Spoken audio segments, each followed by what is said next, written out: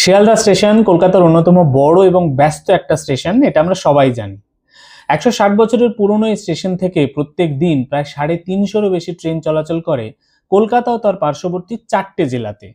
মূলত পূর্ববঙ্গের সাথে যোগাযোগ উন্নত করার জন্যই এই স্টেশনটা তৈরি হয়েছিল।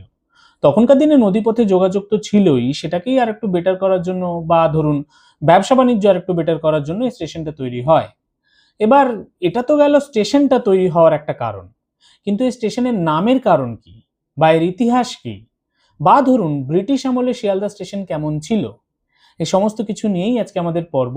নমস্কার, আমি পুলক এবং ওয়েলকাম টু সেকাল ও একাল।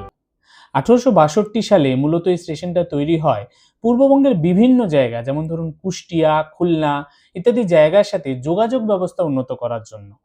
এবার এটা তো একটা ট্রেন স্টেশন, স্বাভাবিকভাবেই এখান থেকে ট্রেন চলাচল করা উচিত।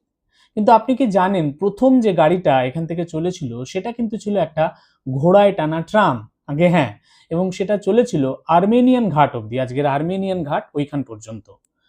এই স্টেশনটা যিনি ডিজাইন করেছিলেন তার নাম ওয়াল্টার গ্ল্যানভিল, তিনি ছিলেন একজন ইংরেজ আর্কিটেক্ট। 1905 সাল অর্থাৎ বঙ্গভঙ্গের সময়কালে কিন্তু এই স্টেশনটা একটা গুরুত্বপূর্ণ ভূমিকা পালন করেছিল, কারণ ওই সময় প্রচুর মানুষ এই স্টেশন থেকেই ওই দেশ থেকে এই দেশে বা এই দেশ থেকে ও দেশে গেছিলেন। এবার এটা যেহেতু একটা ট্রেন স্টেশন এবং সেই সময় এর মাথায় একটা টিনের ছাউনি ছিল, ঠিক সেই জন্য 1905 সাল বা তার কিছু পরবর্তী সময়কালেও এই স্টেশনটা কিন্তু প্রচুর মানুষের স্থায়ী বাসস্থান ছিল। এবার আসা যাক আজকের ভিডিওর মেইন বিষয়বস্তু, শিয়ালদা নামের উৎস কি। এটা নিয়ে কিন্তু প্রচুর মতভেদ আছে। অনেকে বলেন এটা নাকি শ্যাওলা, মানে যেটা পুকুরে জন্মায়, ওই শ্যাওলা থেকে এসেছে। আবার অনেকে বলেন না, এটা শেয়াল থেকে এসেছে।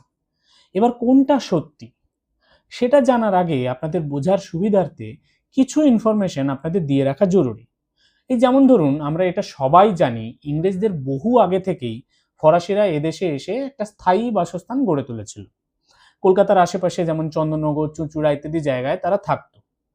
এবার বিশেষত সাদা চামড়ার মানুষের কোনো জাতি যদি ভারতবর্ষের মতো দেশে এসে বছরের পর বছর ধরে থাকতে শুরু করে, তাহলে দেশের মানুষের মধ্যে তার আচার ব্যবহার, খাওয়া দাওয়া, কথাবার্তা ইত্যাদির মধ্যে ওই জাতির যে একটা প্রভাব থাকবে, এটা খুবই স্বাভাবিক একটা ব্যাপার। ইংরেজদের প্রভাবও কিন্তু আমরা আমাদের ডেইলি লাইফে ফিল করি। তো সেরকম একটা উদাহরণ আপনাদের দিই।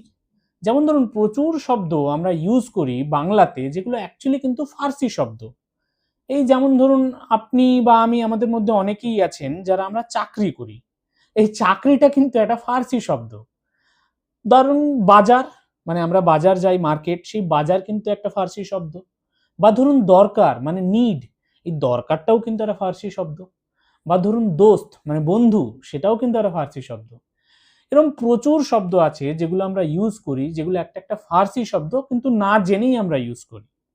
তেমনি শিয়ালদা নামটা এসেছে কিন্তু, বা শিয়ালদহ নামটা এসেছে কিন্তু একটা ফার্সি শব্দ থেকে, যেটা হচ্ছে শগুল ডে। এবার এই শগুল কথার মানে হলো শেয়াল, আর ডে মানে ডিইএইচ, ডে কথার মানে হলো কিন্তু দহ বা ডাঙা বা ধরুন উঁচু জমি। তাহলে পুরো কথাটার মানে কি দাঁড়ালো? শেয়াল ডাঙা। তাই এই নামটা দেখেই কিন্তু বোঝা যাচ্ছে এই সময় বা এই শিয়ালদা জায়গাটাতে কিন্তু একটা সময় শেয়ালের বসবাস ছিল। এবার শিয়ালদহ থেকে শিয়ালদা এটা কিভাবে এলো, এটা আমি আশা করি আপনাদের মধ্যে অনেকেই জানেন। যেমন ভাবে খড়দহ থেকে খড়দা, চাকদহ থেকে চাকদা, ঠিক সেমনি ভাবেই শিয়ালদহ থেকে অপভ্রংশ হয়ে শিয়ালদা। তবে এখনো কিন্তু পূর্ববঙ্গ মানে বাংলাদেশে প্রচুর মানুষ এটাকে শিয়ালদ বলেন, আর আমরা যারা পশ্চিমবঙ্গের মানুষ তারা বলি হচ্ছে শিয়ালদা। তো এটাই ছিল আজকের ভিডিও। আপনাদের কেমন লাগলো? যদি ভালো লাগে তাহলে ফেসবুকে ফলো করবেন, ইউটিউবে লাইক এবং সাবস্ক্রাইব করবেন। Thank you.